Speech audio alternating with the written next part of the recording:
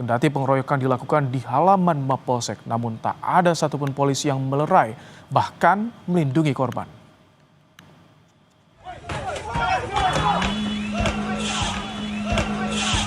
Inilah detik-detik ketika belasan debt collector menghancurkan mobil dan mengeroyok korban di depan Polsek Bukit Raya. Awalnya ada pertikaian antara dua kelompok debt collector yang akan melakukan penarikan unit kendaraan. Korban yang juga merupakan debt collector dan istrinya merasa tidak aman, melaju menuju Polsek Bukit Raya. Namun belasan pelaku terus mengejar korban. Belasan pelaku mengeroyok korban dan istrinya yang berada di dalam minibus.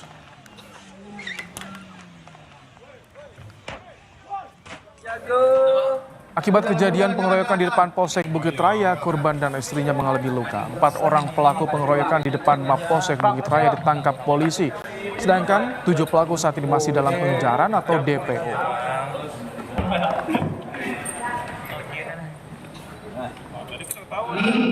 Masih ada 7 orang yang sedang kita cari, kita akan temukan dan akan kita tangkap.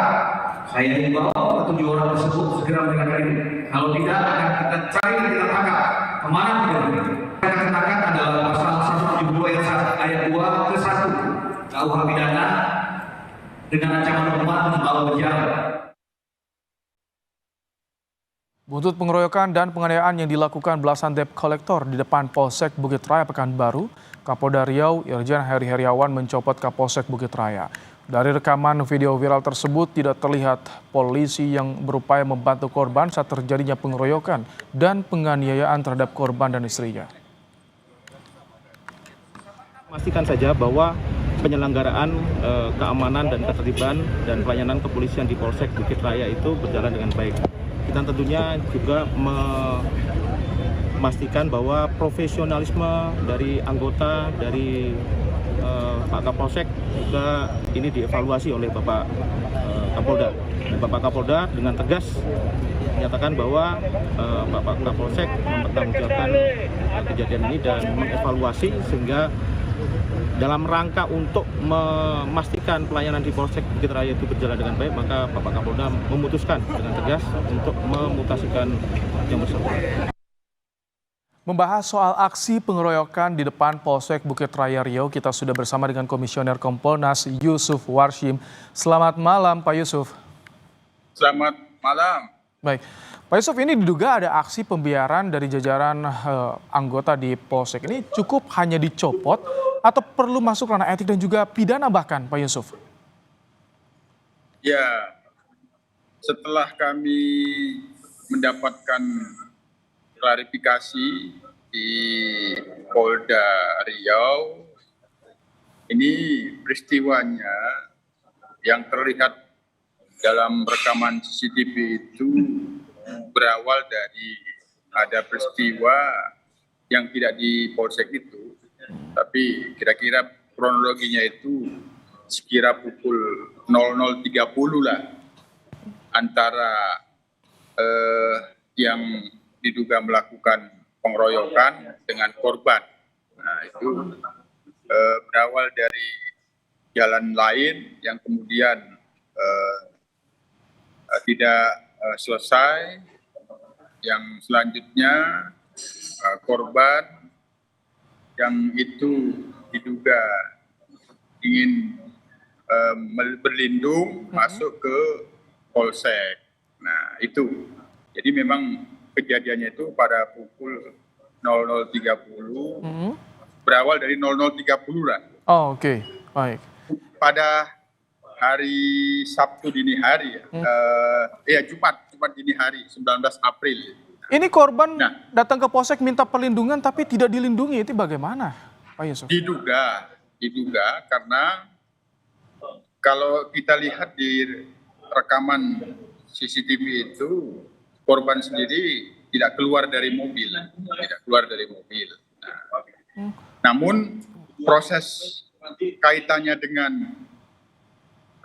bagaimana anggota yang piket pada waktu itu, apakah melakukan perlindungan atau belum sempat mendatangi mobil untuk diminta keluar, itu saat ini sudah kami pantau dalam proses Propam Polda Riau.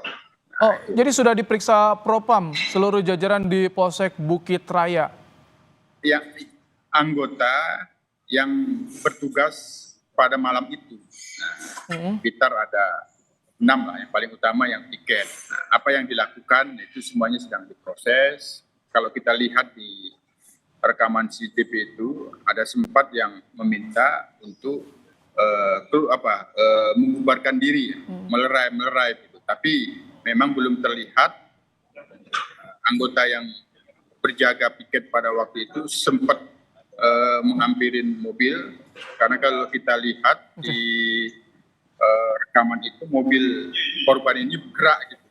Gerak antara maju, mundur, kanan, kiri, gerak gitu kira-kira. Tapi ini tentu materi penyidikan di Bid Propam. Pak Yusuf, Polda Riau. ada berapa polisi yang piket di Polsek ketika malam kejadian? Apakah mereka sebetulnya dibekali juga senjata api untuk bisa tentunya melepaskan tembakan peringatan untuk membubarkan massa misalkan, Pak Yusuf? Sementara yang kami dapatkan klarifikasi dari pihak Propam Polda, ada 6 yang dilakukan pemeriksaan. 6 itu ya terutama yang bertugas pada dini hari itu.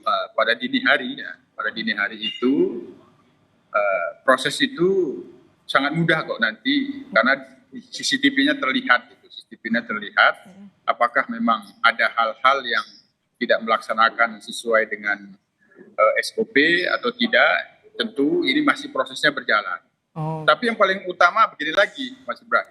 Ini kan ada kasus yang sebenarnya oleh Direktorat Reserse Kriminal Umum Polda sedang disidik dan pihak tersangkanya sudah ada dan ada yang pihak yang sedang dicari 7 orang. Nah, ini diduga sementara pihak korban sendiri belum bisa mendapatkan keterangan, belum bisa dimintai keterangan. Yang kami dapatkan klarifikasinya dari penyidik akan terus berproses. Diduga ini antara penganiaya, pengeroyok dengan korban itu ada permasalahan dekolektor. Baik. Dekolektor diduga sesama dekolektor hanya berbeda tim, ingin melakukan penarikan kendaraan, tapi kendaraan yang ditarik menurut klarifikasi dari pihak penyidik bukan mobil yang sedang dikendarai yang itu rusak itu, tapi kendaraan lain yang itu bermula sekitar pukul 00.30 itu tadi. Itu soal hubungan kita juga masih menunggu ya, karena saat ini sudah disidik oleh Reskrimum Polda Riau. Tapi tadi jika saat ini masih dalam pemeriksaan anggota yang di Polsek, kenapa Kapolseknya sudah dicopot? Apa sebetulnya yang dilihat oleh Kompolnas? Apakah memang ada urgensi harus segera dicopot? Ada dugaan pelanggaran atau seperti apa nih? Ya tentu kami melihatnya setelah mendapatkan klarifikasi, ini merupakan langkah cepat. Sekali lagi ini langkah dan respon cepat dari Polda menonaktifkan Kapolsek dalam rangka untuk kepentingan proses di Bid Propam agar lebih cepat. Tentu langkah cepat ini ya kita dukung. Ada hal-hal yang perlu dimintain pertanggungjawaban kepada Kapolseknya. Saya kira ya ini kita dukung. Kita dukung bagian dari tindakan cepat dan tegas. Nah, tentu harapan kita, kami sebagai pengawas, tegas dan tuntas. Itu yang akan kita dorong, soal memastikan pada malam itu yang berjaga di situ menjalankan tugas sesuai dengan SOP atau tidak. Jika ada masyarakat yang membutuhkan dugaan perlindungan seperti apa pada waktu itu, kita sepenuhnya menunggu proses Propam. Tapi kalau misalkan dari saat ini kabar yang informasi sementara yang diperoleh bahwa kalah jumlah polisinya, kemudian juga ada kondisi polisinya yang sakit-sakit, tua juga. Dengan kondisi ini, evaluasi seperti apa sih yang didorong oleh Kompolnas agar masyarakat ketika minta perlindungan di kantor polisi terdekat itu bisa terlaksana, bisa terjamin keamanannya, Pak Yusuf? Sementara belum bisa kita menyimpulkan itu ya, belum bisa kita simpulkan karena masih dalam proses.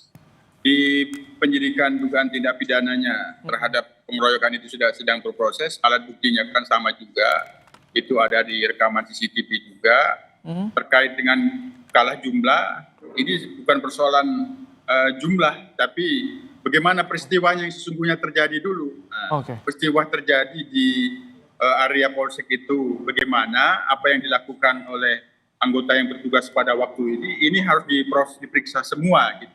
Soal sakit, ada informasi sakit, ya ini harus dibuktikan gitu. Tentu bisa dilakukan pemeriksaan kesehatan, apakah memang benar ada keluhan sakit anggota yang bertugas pada waktu itu.